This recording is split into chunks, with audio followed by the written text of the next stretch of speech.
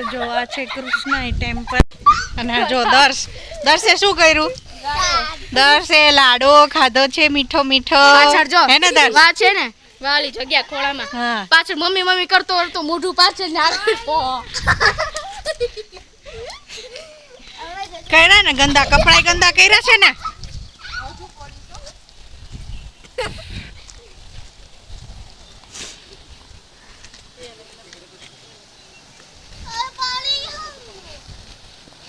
જોવા આવે જ છે ઈ દર્શો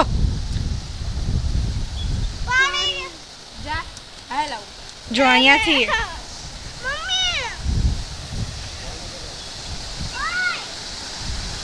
જો આ નાનું એવું ઝરણું જાય છે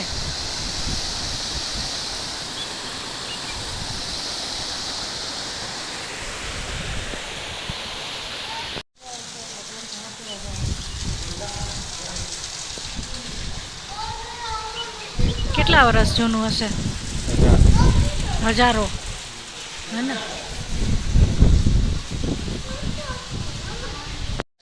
જો આ મંદિર છે ને 5000 વર્ષ જૂનું મંદિર છે અને આ મંદિર પાંડવો દ્વારા આ મંદિરની સ્થાપના કરવામાં આવેલી હતી.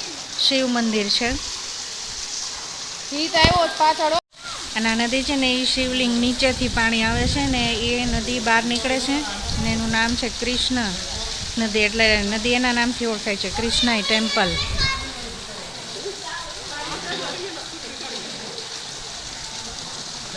અંદર શિવલિંગ છે ને શિવલિંગ નીચેથી પાણી નીકળે છે. ઉભા રહ્યો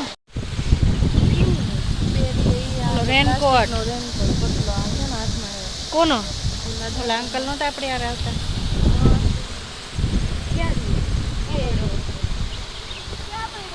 જો અત્યારે થોડોક વરસાદ ઓછો થયો છે, વરસાદ નથી અને થોડુંક એવું ખુલ્લું થયું છે. બાકી જો અહીંયા વાદળા છે અને જો ત્યાં નદી છે ને એમાં થોડુંક એવો તડકા જેવું છે અહીંયા નહીં. અહીંયા આવ્યા એની પહેલા તો બહુ જ વરસાદ હતો.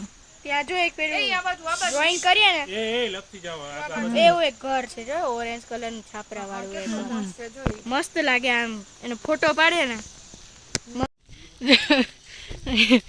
એલ્ફિન્સ પોઈન્ટ કેવું છે?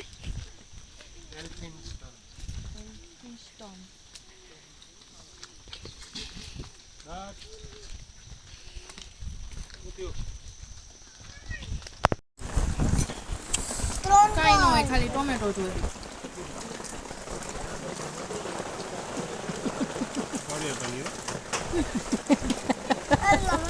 Maggi દર્શુની Maggi. દર્શુ